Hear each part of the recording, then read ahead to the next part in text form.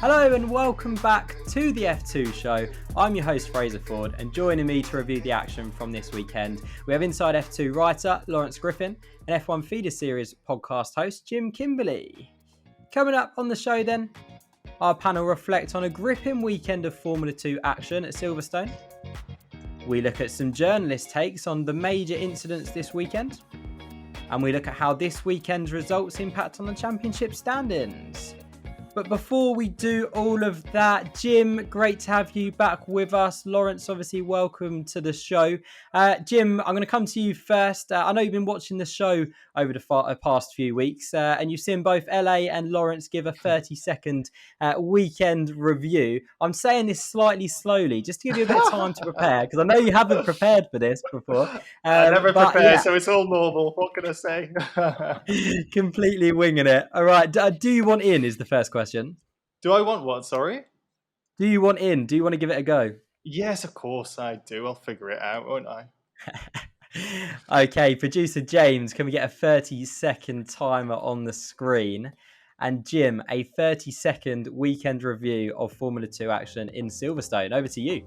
Yeah, a bit less than 30 seconds, but the rookies are rising. Doohan and Sargent have hit the top, got their wins, terrific to watch. And despite it all, somehow Pourchaire and Drugovich still get a load of points and sit at the top of the championship. But Sargent now into P3 after a dreadful weekend for the Prema pair, mostly because of a certain driver called Roy Nissany who has scuppered Dennis Hauger. Sausage curves must go, Halo save lives. Terrific race on Saturday, not so good on Sunday. Hey, that was not bad. Lawrence, not bad. And you know what else wasn't bad this weekend was the action. First of all, can you give us a little review on Jim's piece there, and can you give us a bit of a run through the action? That was pretty good, I think, there from Jim. It wasn't quite as brief and as concise as mine, obviously. About the 10 seconds I did for mine. So yeah, he nailed it. He nailed it there, and yeah, looking forward to getting stuck into all the action because it was an interesting one this weekend. It really was, lots to get through. But before we do all of that, let's take a look at the championship standings after round 7. Felipe Drugovich is still at the top of the standings at the halfway point of the season, 42 points clear of his closest rival, Teo Pourchaire. Logan Sargent is the highest placed rookie in the field with an impressive 88 points to his name, 8 points clear of Jehan Daruvala. And Liam Lawson and Marcus Armstrong round out the top 6, but there's just 5 points separating Liam Lawson in 5th and Frederick Vesti in 11th in the standings. Very, very close. And the team standings, MP Motorsport top of the standings still, 10 points clear of their closest challengers, ART. Carlin, Prema and High-Tech all in an incredibly close battle for 3rd. They'll all be looking for a strong second half of the season. And Virtuosi round out the top 6. And as always, the full standings are available on our website, www.insidef2.com. Right, Jim, Lawrence, let's get into it then. Let's start with Logan Sargent, the first American winner in the modern era of Formula 2. And Formula 1 journalist, we're going to go straight in with the journalist's tweet. So Formula 1 journalist Chris Medland, at Chris Medland F1, tweeted saying, excellent job from the pole sitter Logan Sargent, who takes his first win in Formula 2, edging away from Teo Pourchaire in the final few laps. The first American to win at this level for 7 years. Jim, it was really impressive performance all weekend long by Logan Sargent, wasn't it? Especially, coping well with the pressure for a rookie. Yeah, I don't know if it's a case of Baku all of a sudden just giving him a whole bunch of confidence. I think a lot of people forget, because you look at him as a rookie, that this guy pushed the highly rated Oscar Piastri right to the bitter end in Formula 3 and had a couple of points swang this way or the other. It would have been Sargent who actually was the champion in Formula 3, not Piastri in the year when Piastri took it. And everyone knows how highly everybody thinks of Piastri. And just to stress as well, I know Prema aren't the dominant force this year that they have been, but we had Piastri driving for Prema then, which really highlights how good Sargent is. So I feel it's finally just started to slip towards him. He's starting to get comfortable in the car. starting to come comfortable in the Formula 2 car, that is. I don't think the Carlin's particularly bad because we had a pretty good weekend as well. Lawson making the podium in the feature race. But he just seemed in a league of one in qualifying in particular. Like everybody else starting to catch up to him in qualifying. I watched the whole thing, and then all of a sudden it's like, oh, and Sargent's gone another 4/10 faster when no one else was really pushing him, but they were just starting to get like half a tenth or a tenth behind him, and then he just sets a new benchmark time, and that just seemed to repeat across the weekend. Spectacular. I was so amazed by it. Unfortunately for me, because of time zones, I woke up and saw that he'd won the race, and I thought, oh, it's a bit disappointing, and now I know he's won. But then I watched the race, I was like, well, he's not really under threat particularly. I know he had a bit poor share pushing him towards the end, but I was never worried at any point. Well, obviously I wasn't so worried when I knew the result, but I never thought at any point, even if I was watching live, this guy doesn't have everything under control. He's ace. He really, really is ace. And well, I'm sure we're going to come on to his Williams Academy associate in Formula 2 later in the podcast. But Williams really have a driver here who they could be looking to promote sooner than I think they might have thought otherwise. We've seen other drivers in the recent graduates into Formula 2 not needing to win the title, because let's face it, I don't think, but you never know, that anyone's going to supplant Drogovic at the top. Sargent will be the best rookie at current rates. Let's have a look at the table. Who's the next one down? Doohan. That's quite a long way. Like Sargent has been exceptional. So I think Williams have a really top driver, and I wouldn't really write out him being in Formula One as soon as next year. But certainly, if not next year, then he's going to be looking for a seat in 2024.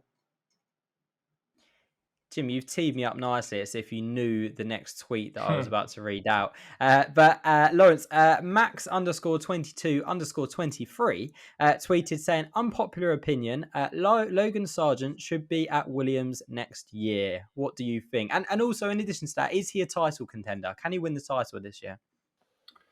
Oh, coming to that quote first, that's an interesting one. He has to be up there. You can't perform at the level that he's been performing at without being part of that conversation. Like Jim's mentioned, his performances in F3 have really been overlooked. And when you have that context, you realise that this is not just someone that's turned up this season and started to perform well. He is a quality driver. And he's been building throughout the season. He had a good start only in Jeddah when he retired and finished P14 in what was a weak weekend for him. Apart from that, he's been in the top 10 in every race so far this season, which is only Drogovic has been more consistent than him. He's third. He's the highest rookie. So I think that he's really setting himself up well, and he's making a solid claim for that F1 seat. We know there's a lot of speculation around Nicholas Latifi at the moment, who seems to have his seat to the end of the season. We won't really see, I don't think, any change until the end of the season. There's a lot of talented drivers waiting for that chance in F1 seat. Piastri's been linked for that Williams seat. So I think I wouldn't expect to see Sargent in F1 next year, but the way he's going, he could change a lot of minds. And I do think that he is a part of that title fight. Of course he has to be, because he's third in the championship. He has quite a gap. He has a 60-point gap, I believe, to Felipe Drogovic, but you can get that back. Drogovic has had a really consistent, really clean season, and you've got to think in a championship that's as chaotic as this, that won't continue forever. Some misfortune, some incident will come, and there will be opportunities later on. We're at the halfway point in the season. That means that there's a lot of action that's happened, but there's so much more still to come. And Sargent is not the driver that he was at the start of the season, because he's not a rookie anymore in the same way that he was at the beginning. He's learned, and the more time he spends in that car, the more confidence he gets. Even today, when he had Porsche breathing down his neck, he said, I was still confident of the win. I knew he'd get into my dirty air, and I was quite comfortable. And that shows level of maturity that you need to win in this championship. Yeah, growing in confidence all the time. He's had a really, really strong second quarter of the season, if you say. If we're at the halfway stage now. And Carlin looking really strong this weekend as well. Moving on then. But in fact, before we do move on, because we are going to talk about the incident which you've referred to, Jim. But there was another incident this weekend. Obviously the Formula One incident. Formula One or Formula 2 graduate Guan Yu Zhou. Wishing him well, obviously. Glad to see that he's okay after that incident, because it was a nasty incident. Also glad that Dennis Hauger and Roy Nissany are okay from their incident. But probably, one of the more controversial talking points from the weekend. Virtual stat man Sean Kelly on Twitter tweeted, Roy Nissany would be dead without the halo. He's climbed out of the car unaided. That's the most shocking demonstration of the halo's capacity we'll ever see. Once again, credit to Formula One and the FIA. And Jim, first things first, I think there's 3 points to this, isn't there? The first thing is that the halo is absolutely necessary and has saved lives this weekend. The second point is the sausage curbs. Will Buxton tweeting saying that the sausage curbs have created a horrible incident in Formula 2. The halo is saving a life once again. Very glad to see Roy Nissany walk away from that one. We'll talk about those 2 points first.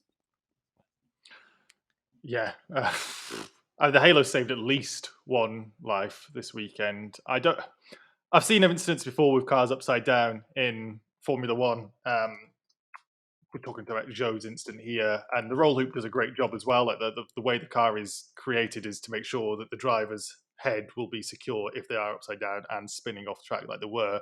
The halo can't hurt, so I remember when the FIA first did the introduction to it, they did a little video to say we looked at all these incidents and we decided if the halo was there, would it have no effect, a nominal effect, some effect, or a major effect? And basically, on most of them, it would have at least some effect. That was an incident where I don't know if it wasn't going to hurt. It wasn't going to impact on Zhou's crash. The only thing that might have actually been better is he would have been able to maybe get out of the car easier. But I think that's not really the main issue, hanging upside down versus having your helmet scraping across the track. It's terrifying. When I watched the replay of that, it was awful. But keeping on Formula 2, undisputed, there was going to be a decapitation. Let's face it. There was going to be a decapitation or a broken neck at best when Hauger went into Nissany. And I'll have to stress it, despite it being Nissany who was going to be the one that injured, it was Nissany's fault. Like, out and out. It was woeful, reckless driving. Hauger, let's say the halo wasn't there. Hauger would have to live possibly the rest of his life knowing he'd either killed or seriously injured another driver, despite it not being his fault for the incident, because he had no space to go. The sausage curb, which was your second point, was problematic because it's sending cars airborne, and that's a massive issue. Cars should not ever be going airborne. When we had that final replay of it, the slow-mo one that was taken from further around club, and you could just see the car, knowing what was going to happen, because we had about 3 replays by that point, and you could see the car going towards Nissany's cockpit. Oh, it was heart in mouth sort of stuff. I knew by that point all the drivers were safe, so that's, first and foremost, that is terrific to see. But the halo had its detractors. It doesn't look great. Personally, I still think the halo screen that they've got in Indy is much better visually. But in terms of safety, though, open cockpit, the way we've had it for years, those days are gone, and that's good. And then, the sausage curb, that problem wouldn't have happened. We've had a bad T-bone, and I feel that would be better because it'd be more car, that, we've got the nose cone that would be taking some of the hit, be taking some of the side pods, taking some of the hit. But the fact that the car went airborne to that height, it's a massive problem. You're never going to be able to keep cars on the ground like we saw with that Grosjean incident back in the day at Spa, whatever year it was. That cars will go up into the sky, but when it's a track launching it, that's a serious conversation. That's something you can prevent, and they need to. Yeah, all really good points. And obviously, as we said, first and foremost, glad the drivers are okay. Lawrence, want to talk to you, about the sausage curbs. And Jim, you've already brought up my third point was yeah, Roy Nissany given a 5-place grid drop for the next round. Scott Mitchell at S Mitchell F1 on Twitter saying again the halo saved Roy Nissany's life. I think we all know that. But the accident was that's an accident that he was entirely to blame for. The curb launched Hauger into him, but equally it's not designed to hit at that angle because a car shouldn't be forced off the road like that in the braking zone. Race ban merited, I think. Would you say that a race ban was would you say that a 5-place grid drop is sufficient enough for a move in the braking zone like that, which we all know you can't really do, Lawrence? Well, firstly, just to echo Jim's words there, 2 horrific incidents, really sickening to watch this weekend, and I'm so grateful that both drivers involved in those have come out unscathed. To get to your point about the penalty, I think a 5-place grid drop, when you compare that to the consequences that accident could have had, not just for, it was Nissany on this occasion, it could have been any one of those other drivers that was going through that corner that got hit in that way, and it could have even been worse for one of them. I don't think that quite tallies with the consequences, and it's always difficult judging an incident by the consequences of the accident as opposed to the actual move that he's done. Nissany's crowded him off the circuit, which is not good, but in a different circumstance that wouldn't cause an accident whatsoever, let alone one this horrific. So that has to be taken into account. But I think the context of it, Nissany's gone in way too deep into that corner. He's ran off the circuit already. He's come back on. He has less momentum than Hauger. Hauger has got quite an overspeed on him when he's coming up the inside, and he's going to make that move. And so you should know when to back out and let him go through and live to fight another day. And that was extremely over-aggressive. And the issue is that we've seen this from Nissany before. We saw it in Bahrain, and that rubbed quite a lot of people up the wrong way at the time. The difficulty is that you almost feel we need some sort of yellow cards system for Roy. It should be next time you're off, with the backdrop of those incidents. I think if he doesn't make some sort of change and avoid those incidents, then that's when we need to be looking into race bans, because those are serious incidents. In terms of the sausage curbs, I remember watching Vettel and Verstappen coming together in 2019, and it was Verstappen on that occasion that got bounced over those sausage curbs. They're not designed to be hit in that way, but you can pick out any number of parts of a circuit where they're not designed, or people don't envisage that a car is going to go into them, but it's a possibility. You can't predict when a car is going to have a tyre failure or when somebody's going to make a mistake, just drop it on a curb and then be flying sideways into that curb. You have to make it completely bulletproof in terms of safety. So that's something, knowing that these incidents have happened, they've got to look at that and change it for next year, because you can't then, if you leave that in and the same incident happens again, then that starts to look like genuine negligence that's contributed to that accident. So they do have to address that issue. Could they put gravel there instead? Could you line up several smaller sausage curbs that would slow cars down, that would stop cars cutting that apex of that corner without creating such a high sausage that it would launch people into the air? There are all sorts of options, but they need to do something about it, I think. Yeah, absolutely. And as you say, you don't want to leave it a year and something happens next year and then, look back and think, oh, well, we could have changed that last year and we chose not to. So, yeah, really good point. Okay, let's move on then. Jack Doohan, our sprint race winner. First win for him in Formula 2 and a really complete drive that was from P4 on the grid, Jim. Yeah, it was great race, and Doohan didn't put a foot wrong, basically. Challenging conditions as well. The sprint race was everything a sprint race should be, and totally made up for the somewhat non-event of the feature race in the end. The feature race got a bit more exciting, but it was mainly exciting to see who's going to come out of the pits in front, and that's not really why we watch racing. But the sprint race, on the other hand, was terrific to watch. Seeing Fittipaldi falling off the track sometimes, and then we saw Daruvala struggling as well, not making any progress after being in prime position to kickstart his season.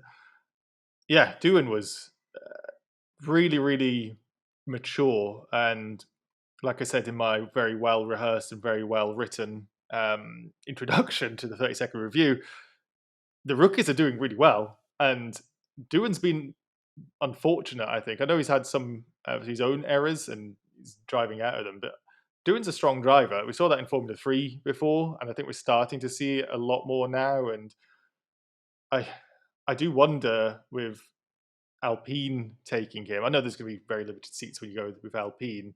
Like, they knew what they were going to get. They're not going to get a dud of a driver. The Alpine Academy generally has been a stronger one. I'm going to reserve some comments about other drivers within it, but Doohan himself is showing again, like Sargent is, that he could be a big factor. I don't think he's going to win the championship this year. I don't think he's going to get graduating this year for next year, but next season he could be a real title contender. We saw it in Formula 3 that on his day he's going to win races, and on his season he's going to be in the championship challenge. We're going to see a lot more of that next year, I think, and it's good to see. He's a very strong driver. Yeah, absolutely. And don't be so hard on yourself. Your 30-second review. It was very strong, mate. It's very strong. Because Lawrence, it's we've written and gone. well rehearsed, like I said. It's all that prep time, mate. All that prep time. Lawrence, we've gone 20 minutes into a podcast without even speaking about the championship battle. Terry Pusher, strong weekend from him. 2 points scoring finishes, and also, well in the points as well. Strong finishes. And Felipe Drugovich, maybe not his strongest weekend, but an important move on the last lap of the feature race to cut the points deficit. And yeah, it was 7 points gained for Teo Porsche, which I suppose is game on for the rest of the season, right? Yeah, exactly. It was a good weekend for Teo Porsche. He was quick throughout. I think what was really important was that it was such a good recovery from Baku, because he didn't look his usual self there, and he lost ground to Drugovich. He's performed better. He's made up a 7-point advantage, but it's the halfway point of the season now, and Drugovich has a 42-point lead over him, which is huge. And you'd have to get a 7-point advantage, many more times to be able to make up that gap. So it was good for Porsche. I think he would have liked to have won. And Drugovich, when he wasn't maybe quite at his best, he's maximised the points haul, which is what he's been doing all season.